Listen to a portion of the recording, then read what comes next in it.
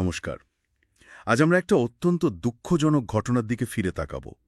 12 June 2025 Ahmedabad.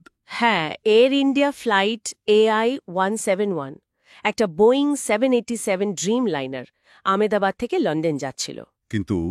কিন্তু take অফের মাত্র 35 সেকেন্ডের মধ্যেই প্লেনটা ভেঙে পড়ল। ঠিক, আমরা বিভিন্ন রিপোর্ট খবরাখবর ঘেটেছি, চেষ্টা করব এর গভীরে যাওয়ার, মানে ঠিক কি ঘটেছিল, কেন। আর এর অভিঘাত তো সাংঘাতিক। 242 জন আরোহীর মধ্যে ভাবা যায় মাত্র একজন বেঁচে ফিরেছেন। ঘটনাটা ঘটেছিল দুপুর 2:10 নাগাদ, তাই তো? টেক অফের ঠিক পরে। হ্যাঁ, প্লেনটা যখন খুব বেশি উঁচুতে ওঠেনি, মানে ধরুন 625 ফুটের মতো। তখনই ককপিট থেকে মেডে কল আসে, মরিয়া চেষ্টা একদম। আর তারপরেই প্লেনটা সোজা গিয়ে পড়ে বিজে মেডিকেল কলেজের হস্টেল কমপ্লেক্সে। বিশেষ করে ডাইনিং হল আর ল্যাবরেটরির উপর। মাটি ছাড়ার 1 মিনিটও তো হয়নি মনে হয়। 35 সেকেন্ড। অবিশ্বাস্য। প্রাথমিক কারণ কিছু আঁচ করা গেছে, মানে যান্ত্রিক ত্রুটি। সন্দেহটা সেদিকেই যাচ্ছে, খুব জোরালোভাবেই। বিশেষ করে ফ্লাপ আর ল্যান্ডিং গিয়ার সিস্টেমে কিছু গড়বড়। গড়বড় মানে ঠিক কিরকম? তদন্তের খুব প্রাথমিক পর্যায়ে একটা অদ্ভুত জিনিস, একটা অসঙ্গতি দেখা গেছে। কি সেটা? দুর্ঘটনার সময় নাকি প্লেনটার ফ্ল্যাপগুলো ছিল ওপরের দিকে তোলা, কিন্তু ল্যান্ডিং গিয়ার তখনও নামানো। হ্যাঁ, টেক অফের সময় তো এটা হওয়ার কথা নয়। একদমই না।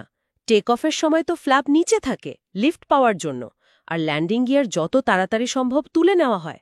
এখানে উল্টোটার ইঙ্গিত মিলছে। তার মানে কন্ট্রোল সারফেসে কোনো সমস্যা হতে পারে। ব্ল্যাক বক্স পাওয়া গেছে, data recorder, cockpit voice recorder দুটোই। এখন অ্যানালিসিস চলছে। আশা করা যায় আসল কারণটা বোঝা যাবে। তদন্তে কারা কারা আছে?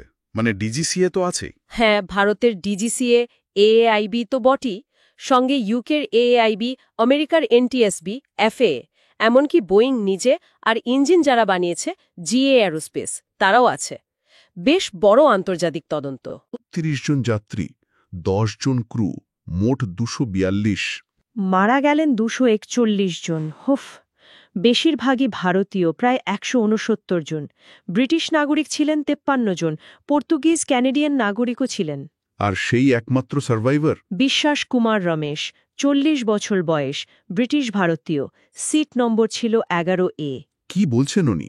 কিভাবে বাঁচলেন? উনি কোনো ক্রমে প্লেনের ভাঙা ইমার্জেন্সি এক্সিট দিয়ে বেরিয়ে আসতে পেরেছিলেন। বলছেন, কিভাবে বেঁচে আছি জানি না, চোখের সামনে সব শেষ হয়ে গেল।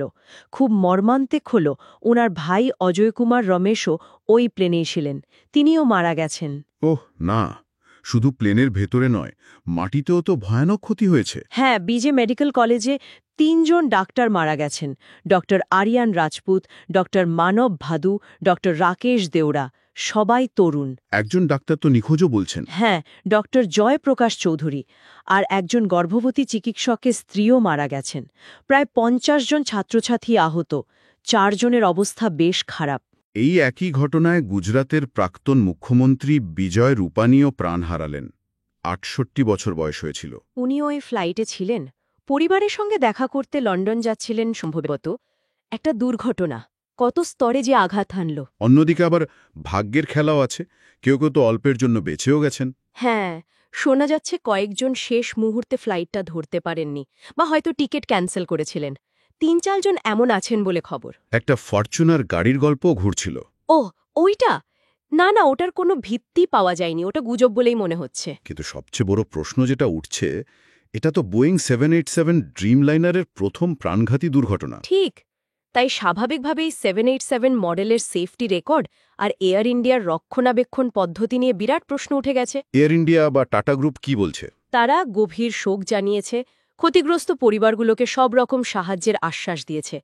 1 কোটি টাকা করে ক্ষতিপূরণও ঘোষণা করেছে মৃতদের পরিবারের জন্য। আর তাদের 787 ফ্লিট, সেগুলোর ওপর অতিরিক্ত ও জরুরি ভিত্তিতে রক্ষণাবেক্ষণের নির্দেশ দেওয়া হয়েছে। আর ওই যে একমাত্র জীবিত ব্যক্তি বিশ্বাস কুমার রমেশ, তার সাক্ষ্য কিন্তু তদন্তের জন্য খুব গুরুত্বপূর্ণ হবে। একটা ঘটনা, কিন্তু কতগুলো জীবনের গল্প জড়িয়ে। একদিকে রুদ্র ঘোষ মায়ের অসুস্থতার জন্য ফ্লাইট মিস করে বেঁচে গেলেন। অন্যদিকে জয়তা সেন পিএইচডি করতে লন্ডন যাচ্ছিলেন, তার স্বপ্নযাত্রা শুরুতেই থেমে গেল। হোস্টেলের আহত ছাত্র সুব্রত সরকার বা ক্যান্টিনে খেতে গিয়ে প্রাণ হারানো ডক্টর অনন্যা মিত্র, উফ। হ্যাঁ, মুহূর্তের একটা সিদ্ধান্ত, একটু দেরি বা নিছক ভাগ্য, জীবন আর মৃত্যুর মধ্যে ফারাকটা যে কত কম, এই ঘটনাগুলো আবার সেটা দেখিয়ে দিল।